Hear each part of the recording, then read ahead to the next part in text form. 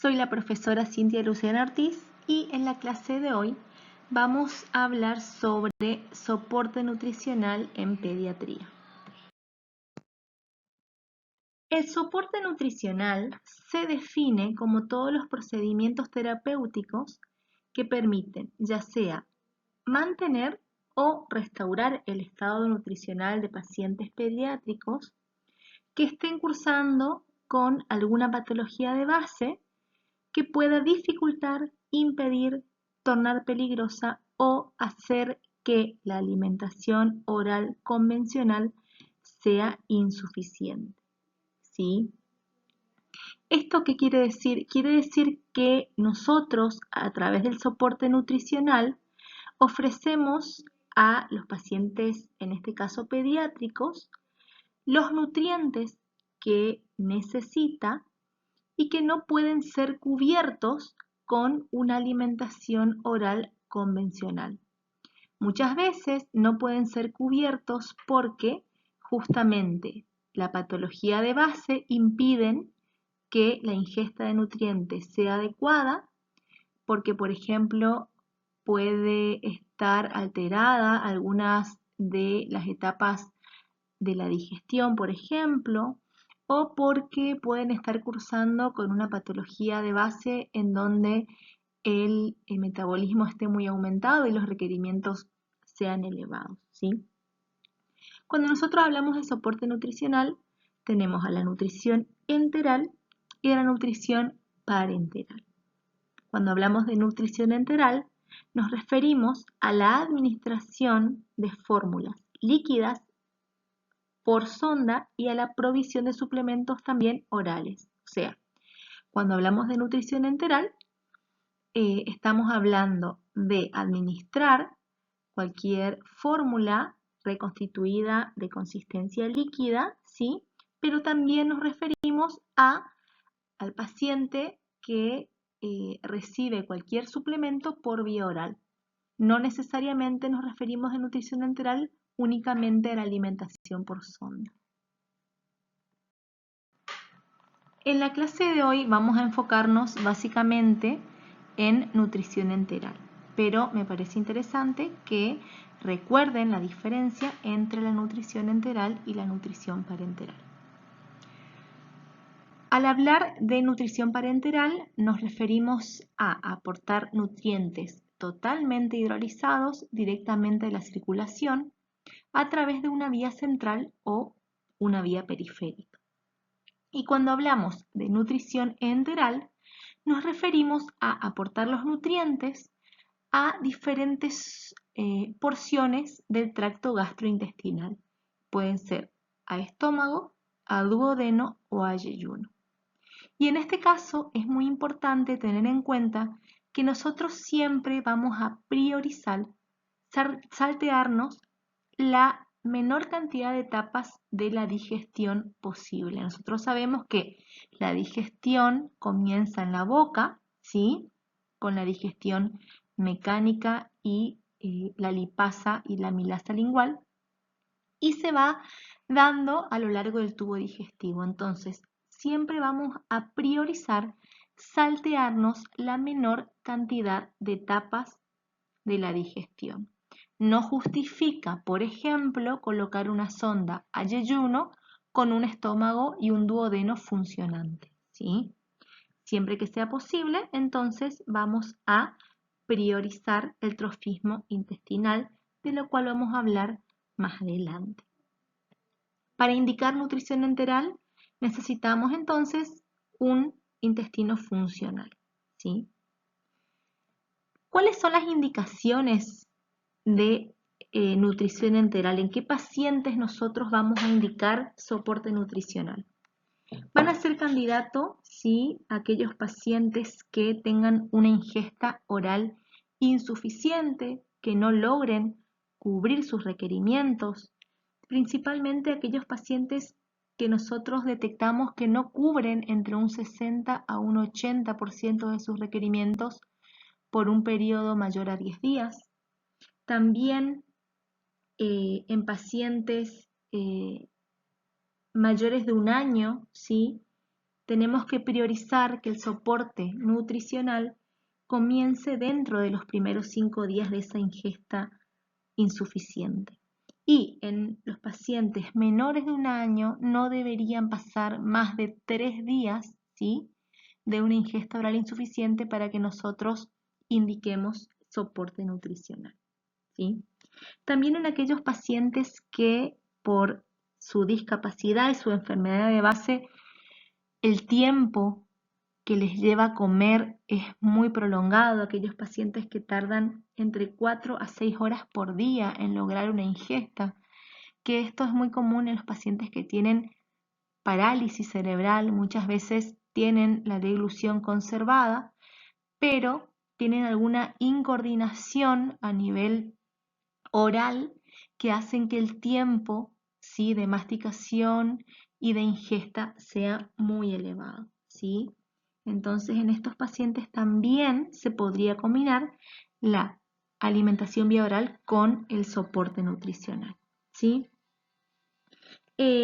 También en pacientes que presenten adelgazamiento y acortamiento, ¿sí?, principalmente aquellos pacientes menores de 2 años que presenten un adecuado crecimiento o una inadecuada ganancia de peso por más de 1 mes.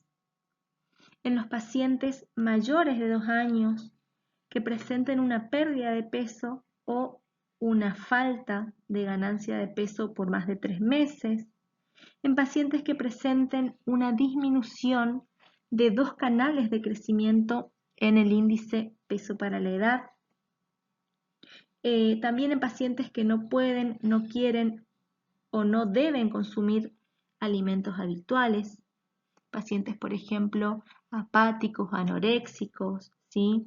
Pacientes que tienen una alimentación oral insuficiente, pacientes desnutridos en la etapa de recuperación nutricional, pacientes que tengan trastornos en la deglución, ¿sí?, para preservar la vía aérea y para evitar broncoaspiraciones, elegimos el soporte nutricional a través de las sondas.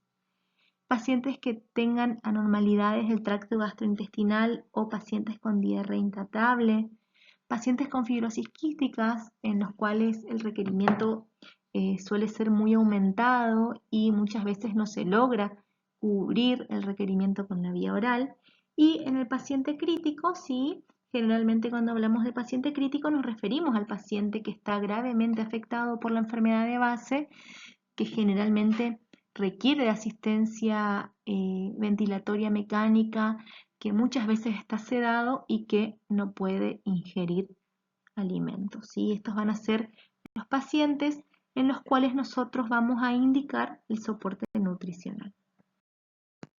Bueno, así también como nosotros tenemos indicaciones y pacientes en los cuales son candidatos al soporte, también están los pacientes en los cuales el soporte nutricional o la nutrición enteral, mejor dicho, no pueden ser implementadas porque representan mayor riesgo que beneficio. ¿Cuáles son las contraindicaciones para la nutrición enteral? Tenemos contraindicaciones absolutas y contraindicaciones relativas. Dentro de las absolutas tenemos un paciente con hemorragia digestiva aguda grave, tenemos los pacientes con hilo paralítico en donde no hay motilidad intestinal, pacientes que cursan con alguna obstrucción o alguna perforación intestinal. Y dentro de las contraindicaciones relativas tenemos los pacientes con hiperemesis persistente que no es o que no puede ser controlada con fármacos. Estos pacientes serían aquellos que tienen vómitos incontrolables con medicación, pacientes que tienen fístulas intestinales. Las fístulas son conexiones anormales, ¿sí?, en alguna parte del intestino. Pacientes con pancreatitis aguda severa, hemorrágica, necrotizante en la fase inicial. Y los pacientes que tienen isquemia intestinal. La isquemia intestinal es la disminución del flujo sanguíneo a nivel intestinal. Cuando comenzamos la clase, yo les dije que más adelante íbamos a hablar del trofismo intestinal.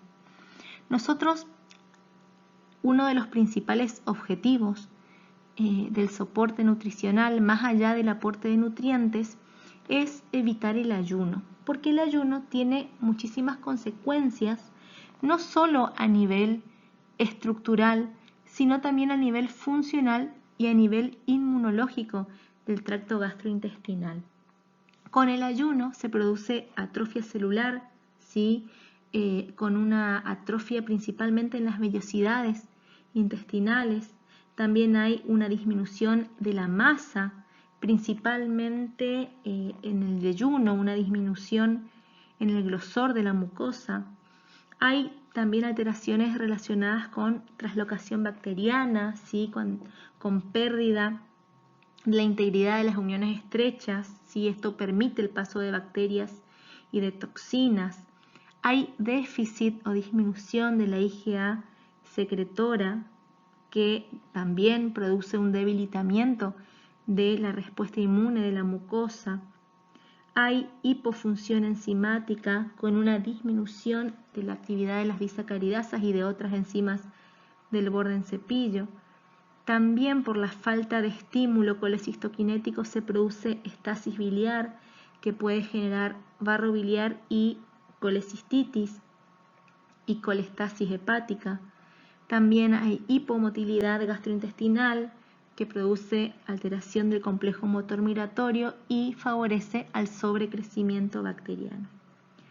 Todos estos motivos, ¿sí?, son suficientes para evitar el ayuno. Por lo tanto, aún mínimas cantidades de nutrientes en el tracto gastrointestinal, lo que se conoce como alimentación trófica, promueve la perfusión intestinal, también produce liberación de hormonas enterales y mejora la función de la barrera intestinal, favoreciendo justamente a lo que llamamos la homeostasis intestinal. Algo muy importante también a tener en cuenta a la hora de elegir el soporte nutricional es determinar con qué tipo de alimentos vamos a nutrir a nuestro paciente, ¿sí? Nosotros cuando hablamos de nutrición enteral dijimos que consistía en aportar nutrientes a diferentes secciones del tracto gastrointestinal. Y esto se realiza a través de una sonda, ¿sí?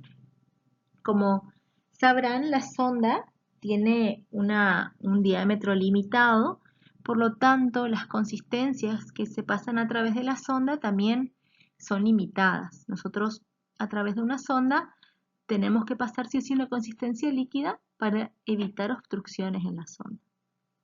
Entonces, hay diferentes formas o diferentes criterios que se van a tener a la hora de clasificar las fórmulas para nutrición enteral. Una de ellas podría ser, por ejemplo, la forma de presentación. Tenemos algunas que vienen en polvo, ¿sí?, como por ejemplo el Fortini, otras que vienen líquidas, como por ejemplo el Nutrini.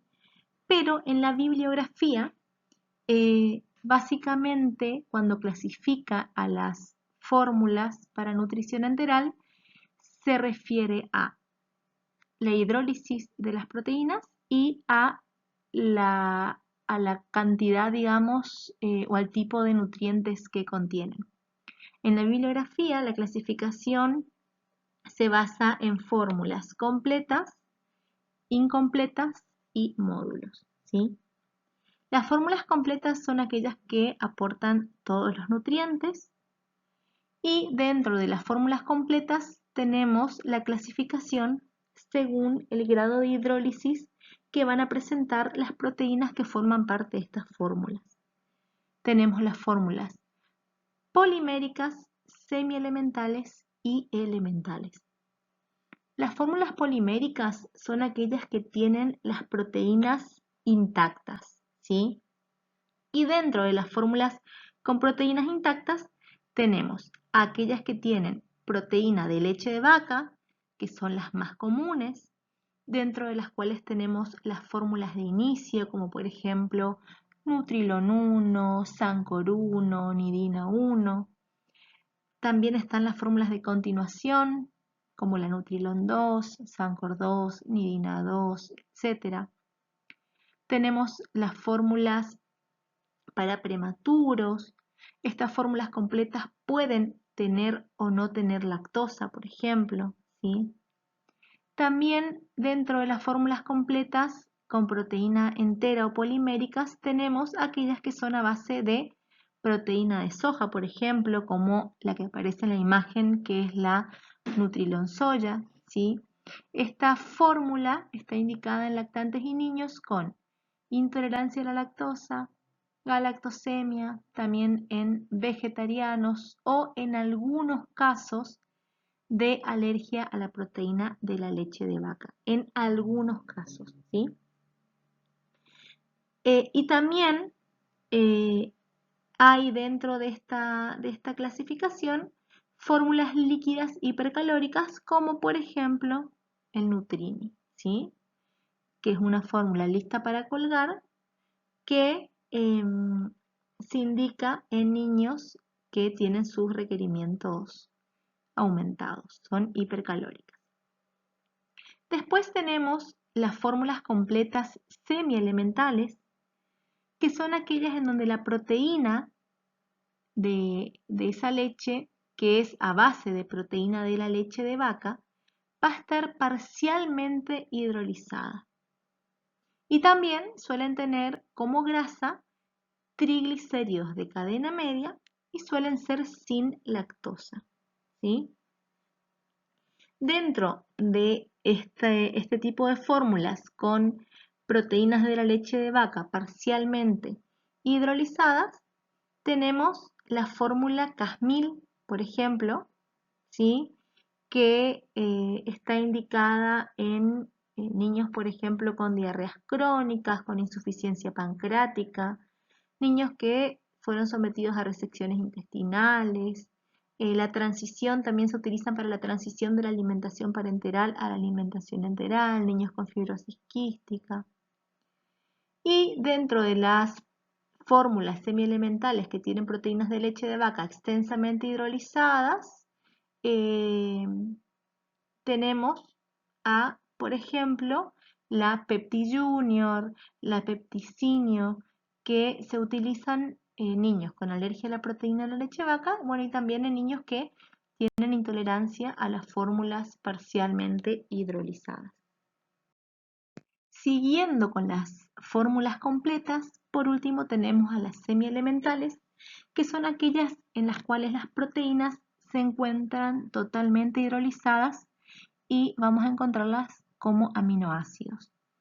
Dentro de este grupo de fórmulas tenemos, por ejemplo, a la Neocate, que es de Nutricia, y de Nestlé, la Alfaré. Estas fórmulas se utilizan en las alergias a la proteína de la leche de vaca, que no toleran fórmulas extensamente hidrolizadas, o por ejemplo en pacientes que tienen intolerancias alimentarias o diarreas de origen desconocido. Después tenemos las fórmulas incompletas.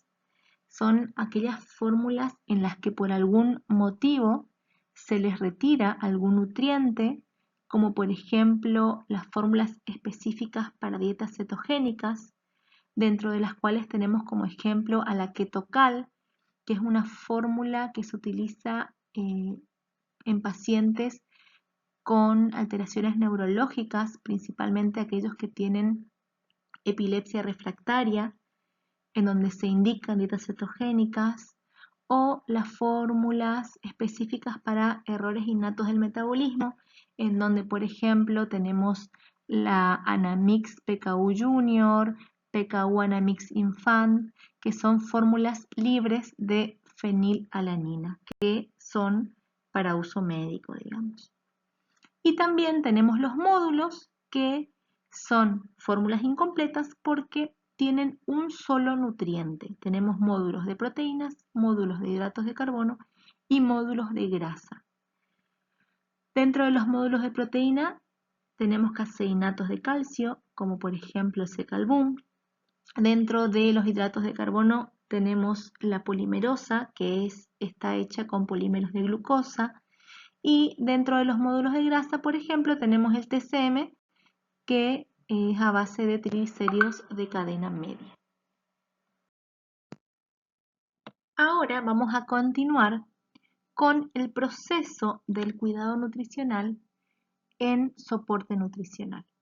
Los pasos del proceso de cuidado nutricional son los siguientes. Primero tenemos el screening nutricional o tamizaje nutricional, la evaluación nutricional, la formulación e implementación del plan de cuidado nutricional, monitoreo, evaluación del plan, la evaluación del lugar de cuidado y la reformulación del plan de cuidado o de la finalización de la terapia. Cada uno de ellos vamos a ir viendo detalladamente a continuación. El primer paso del proceso del cuidado nutricional consiste en la realización del screening o tamizaje nutricional. Es un procedimiento al que todo paciente admitido en un hospital debe ser sometido dentro de las 24 horas de ser internado para detectar si hay riesgo de desnutrición y para poder actuar lo antes posible, ¿sí?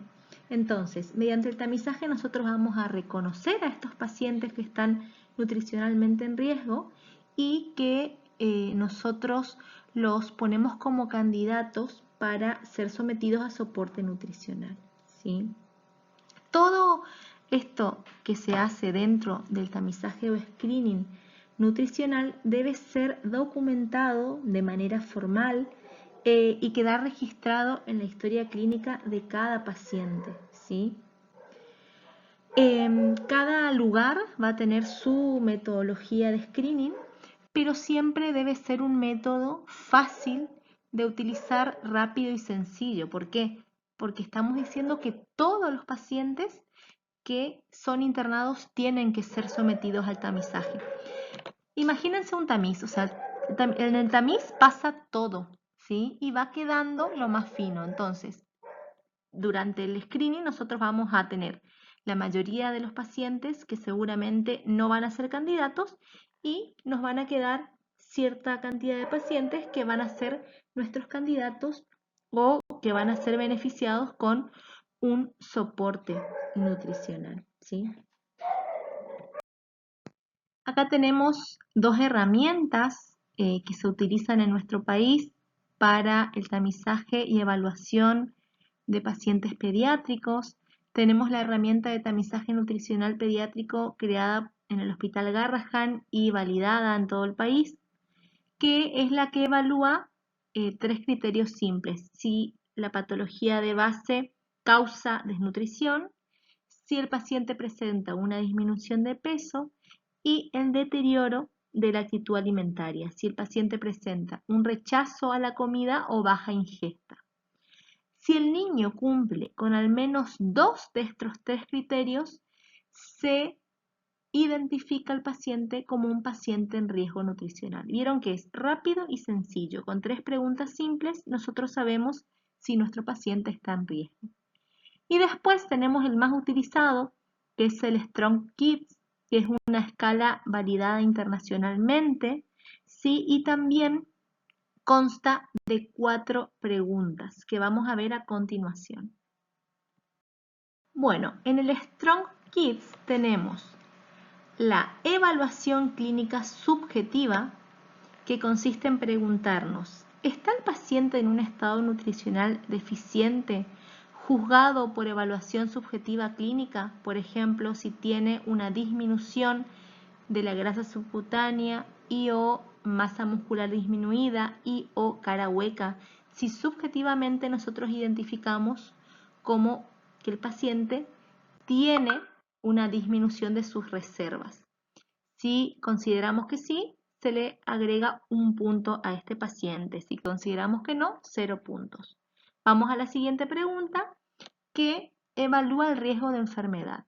¿Hay una enfermedad subyacente con un riesgo de desnutrición o cirugía mayor?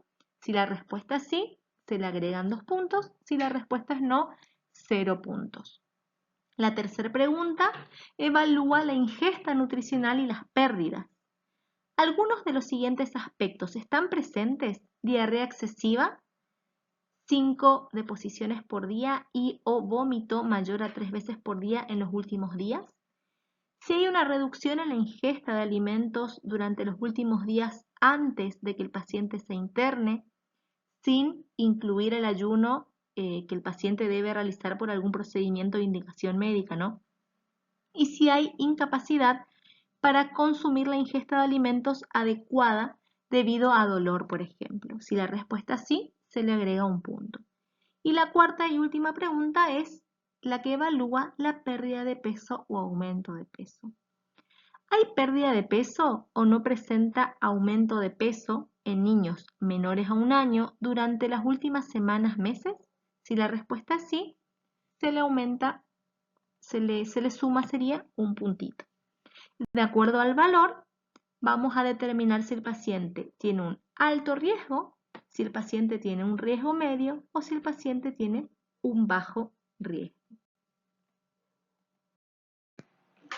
Aquí vamos a hablar acerca de la ruta, sitios, vías y formas de administración del soporte nutricional. Al hablar de ruta nos referimos al camino a través del cual vamos a aportar este soporte, que puede ser nutrición enteral o nutrición parenteral. El sitio se refiere a dónde va a ir a parar ese soporte nutricional. Puede ser a estómago o pospilórica, puede ser al duodeno, al yeyuno, por ejemplo, pasando el píloro.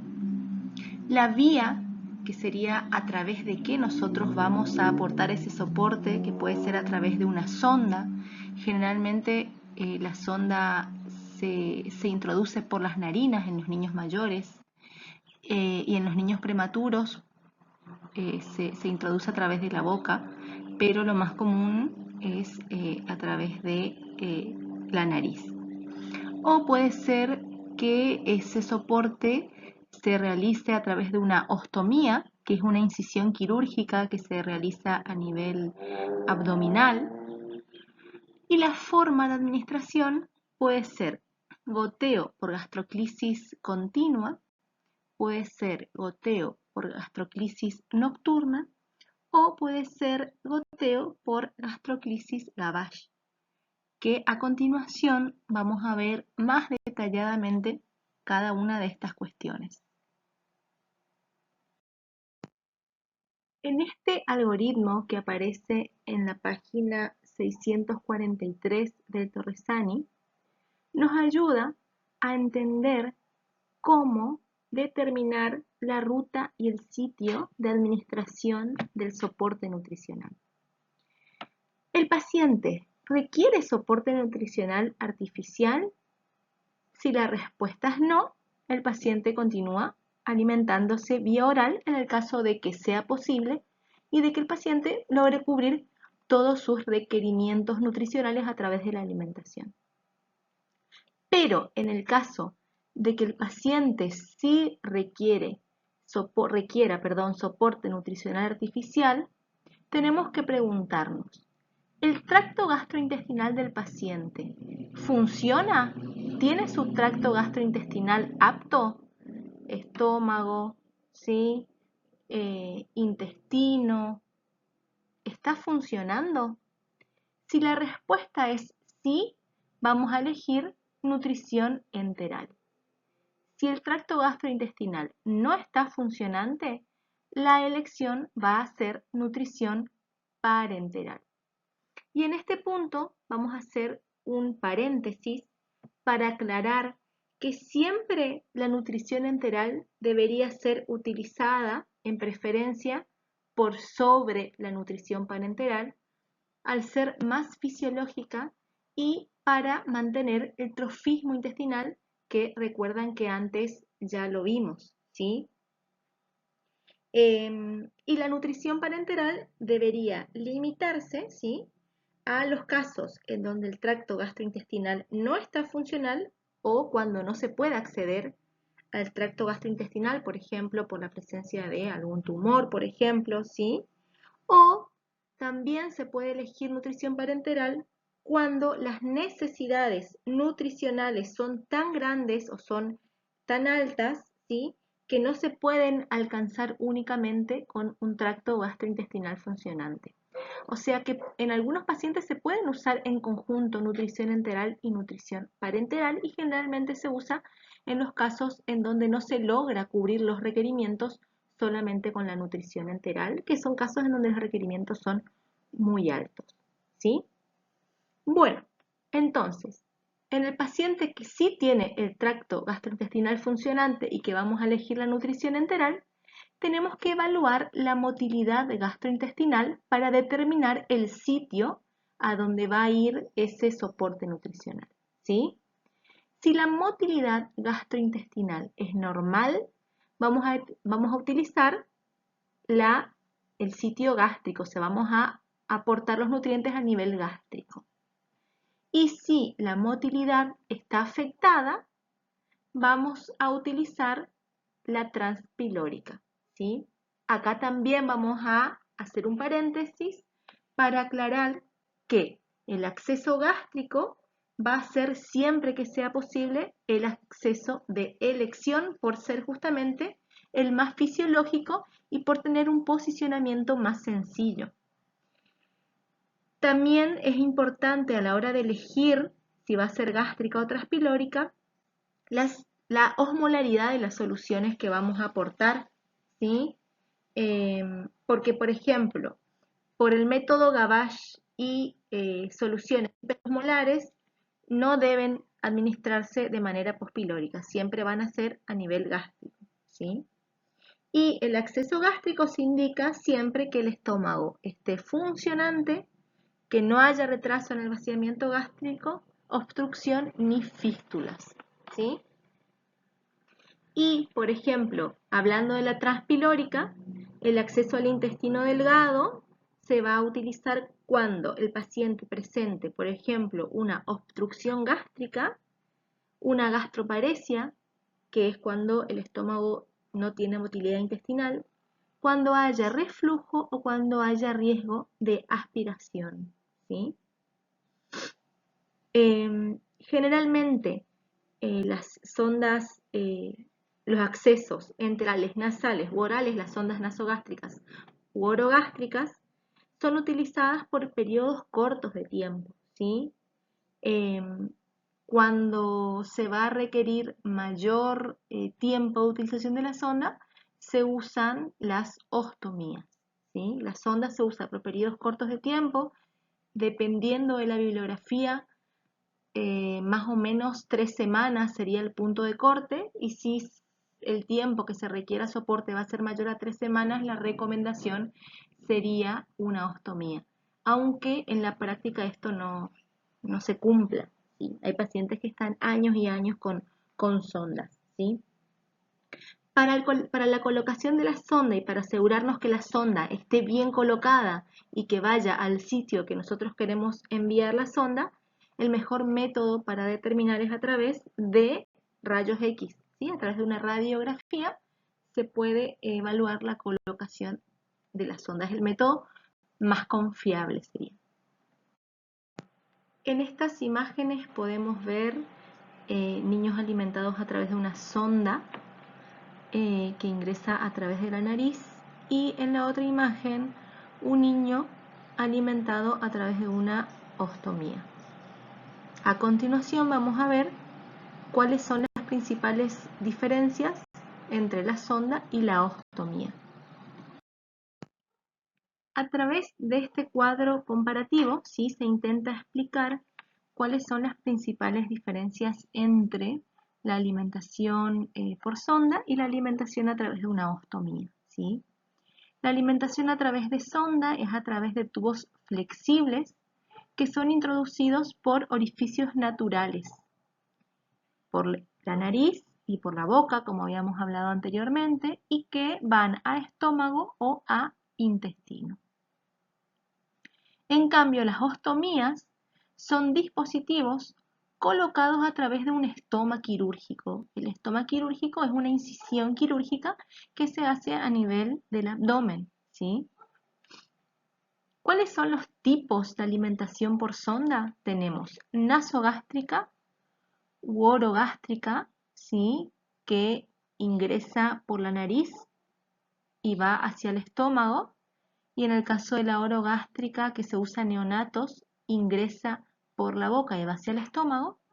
Y después tenemos nasoyeyunal o nasoduodenal, que ingresa por la nariz y puede ir a duodeno o a yeyuno.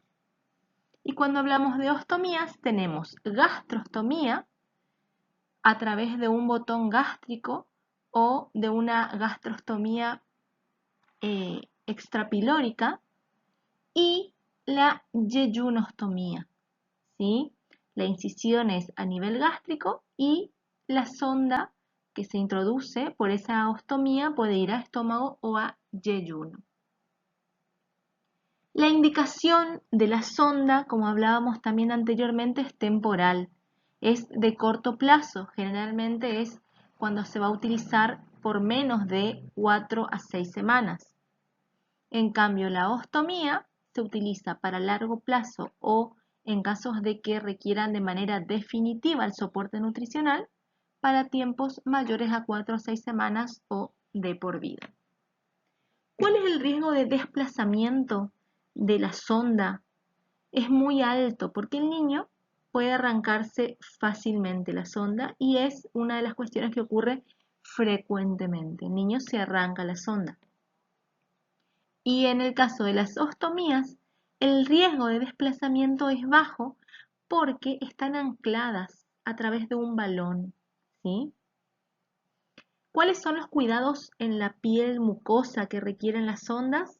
Suelen ocurrir erosiones, ¿sí? En las narinas por la colocación de la sonda y también en la piel por la colocación de las cintas por las que se atajan la sonda. Entonces muchas veces lo que se indica es rotar a dónde va a ir pegadita la sonda.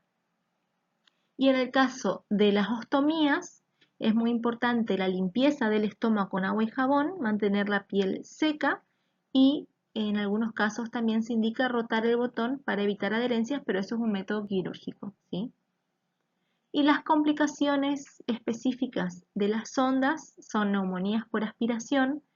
Si la sonda se corre del lugar a donde está, por ejemplo, del estómago, del duodeno, del yeyuno y va hacia pulmón. También tienen alto riesgo de sinusitis y de reflujo gastroesofágico.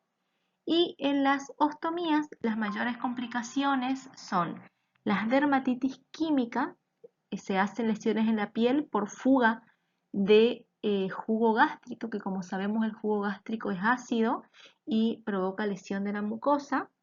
También se producen granulomas, que es como una carnosidad que se forma roja alrededor del estómago por el cuerpo, reconocer eso, la silicona como un cuerpo extraño y rechazar.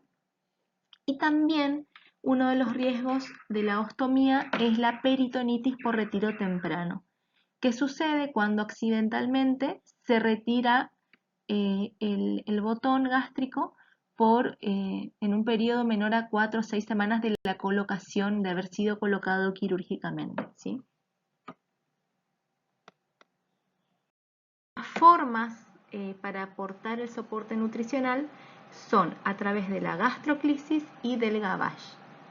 La gastroclisis consiste en colgar a través de las bolsas que ya vienen listas para colgar o a través de envases que se utilizan para pasar la alimentación. ¿Vieron como cuando un paciente tiene un suero colgado? Bueno, es la misma forma, digamos, a través de la cual se pasa la alimentación. Y se pasa a través de un goteo, que el goteo puede ser lento, intermedio o rápido. Y esta gastroclisis puede ser nocturna, en donde se pasa el total del volumen que se prescribió durante la noche, o puede ser continua, en donde se pasa durante todo el día. Va goteando a un ritmo continuo durante 24 horas, ¿sí? El gavage en cambio, consiste en pasar a través de bolos o a través de tomas. Por ejemplo, se divide el volumen total en 6, 8, 4 tomas al día, dependiendo de la prescripción que se realiza adaptada a cada paciente, y se va pasando en volúmenes iguales, ¿sí? En varias tomas por día, ¿sí? El gavage es la más utilizada por ser más fisiológica, pero la gastroclisis es mejor tolerada, tiene menores complicaciones y se puede aportar mayor cantidad de nutrientes. Las dos son utilizadas, eh, pero en pediatría la que más utilizamos es el gavage, en donde se divide el volumen en, en tomas iguales, ¿sí? Y se le va pasando al paciente con cierto periodo interdigestivo entre cada toma. Para que tengan una idea de algunos nutroterápicos que vienen listos para colgar, que se utilizan para la nutrición enteral o el soporte nutricional de niños, tenemos el Nutrini, que está diseñado para niños de entre 1 a 6 años o de entre 8 a 20 kilos. Es normocalórico, aporta una densidad calórica de 1 y es libre de gluten y puede utilizarse en niños con desnutrición, retraso del crecimiento o en niños que tienen dificultades para alimentarse por vía oral. Después tenemos el Frevini, que también es normocalórico y normoproteico, tiene aceite de pescado y se utiliza en niños de 1 a 12 años con necesidades moderadas de energía y niños que tienen retraso del desarrollo, insuficiencia neurológica, incapacidad física, trauma, niños después de una cirugía, enfermedad de Crohn, enfermedades con riesgo nutricional. Y el Frevini lo que tiene también es aminoácidos adicionados. También tenemos, por ejemplo, el Nutrini Energy, que tiene una densidad calórica de 1,5, tiene ácido eicosapentanoico y doicosahexanoico, tiene una mezcla de carotenoides, sin lactosa, sin sacarosa, sin gluten y sin fibra. Se utiliza en niños de 1 a 6 años o con un peso de 8 a 20 kilos que requieran una dieta sin fibra y con alta densidad calórica en estados en donde los requerimientos estén aumentados, en niños que requieran una restricción de volumen, en niños con trastornos físicos o psíquicos, en enfermedades crónicas que requieran soporte nutricional. Después tenemos el Nutrini Peptisol, que tiene las proteínas, se encuentran extensamente hidrolizadas, es normoproteico y normocalórico, tiene además triglicéridos de cadena media y una mezcla de carotenoides. Es sin fibra, sin lactosa, sin sacarosa y sin gluten y se usa en niños que cursan con trastornos de mala absorción intestinal. Y los últimos dos ejemplos que tenemos son el Linfrantini, que es un alimento para usos médicos, para el manejo de desnutrición relacionadas con enfermedades y con retraso de crecimiento en lactantes. Tiene alta densidad energética, es completo y se puede utilizar en niños desde su nacimiento hasta los 18 meses de edad. Tenemos también el Pediasur Clinical, que viene saborizado. También es un alimento para propósitos médicos que se utiliza en niños de 2 a 10 años que presentan dificultades alimentarias o riesgos de desnutrición. Es libre de lactosa y de gluten. Esto sería la parte teórica del soporte nutricional y para la parte práctica tienen que tener en cuenta que deben realizar los pasos para el proceso del cuidado nutricional. A cada paciente candidato al soporte nutricional tenemos que hacerle la valoración del estado nutricional, tenemos que determinar los objetivos del tratamiento nutricional, tenemos que determinar qué tipo de acceso vamos a elegir siguiendo el algoritmo que vimos anteriormente, tenemos que calcular los requerimientos, ver en cada caso si hay algún nutriente específico que el paciente requiera. Por ejemplo, si es un paciente que presenta constipación, vamos a priorizar, además de cubrir todos sus requerimientos, por supuesto, vamos a priorizar agregado de fibras. Por ejemplo, si el paciente es prematuro o es pequeño, vamos a priorizar el aporte de ácidos grasos esenciales, como el DHA, por ejemplo, que es muy importante para el desarrollo cognitivo y cerebral. Si es un paciente que tiene alguna intolerancia digestiva o mala absorción, vamos a priorizar proteínas hidrolizadas y así en cada caso para la parte práctica. Muchas gracias por su atención y vamos a seguir con este tema en la clase.